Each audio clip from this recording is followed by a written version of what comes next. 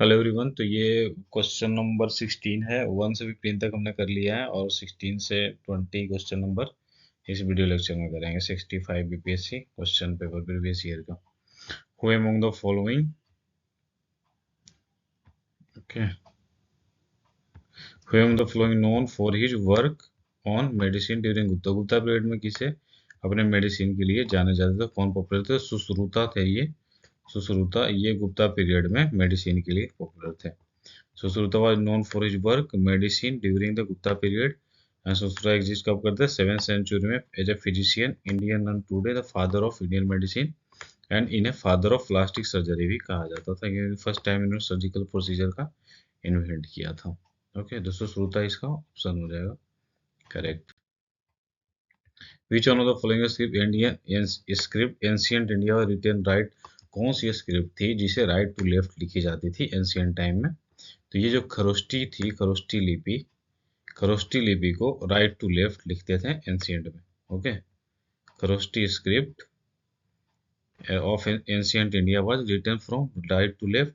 Khrosti script was the writing system originally developed in present day northern Pakistan on sometime between 4th and 3rd century BC में ये खरोष्टी लिपि popular हुई थी।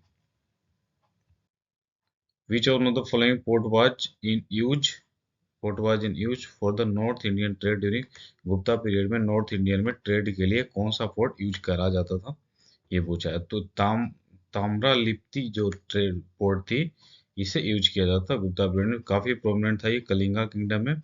It also made mark in Buddhism, south Asia में Buddhism का politically ये popular था। Historian speculated it was desire to access the rich port, eastern coast जो थी उसमें रिच पोर्ट था। डेट अशोका इन्वेडेड, जब अशोका ने कलिंगा में इन्वेड किया था।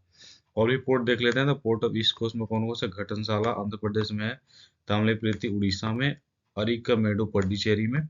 और वेस्ट में देख लेते हैं भारूच गुजरात, कल्याण महाराष्ट्र, सोपारा महाराष्ट्र एंड कैम्बे गुजरात। तो ये इंपॉर्टेंट पोर्ट है, आप ध्यान रख सकते हैं इसको। Option number B will be right, Tamralipti इसका करेक्ट आंसर होगा।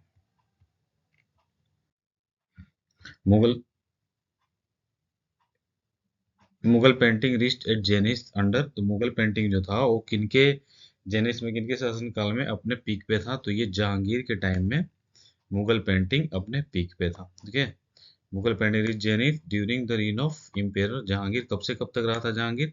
1605 से 1627 तक Jahangir patron of arts painting and led to flourish artistic endeavour. इसके टाइम में मुगल पेंटिंग रिस्ट पे थी, अपने जेनिस पे थी, मतलब टॉप पे थी।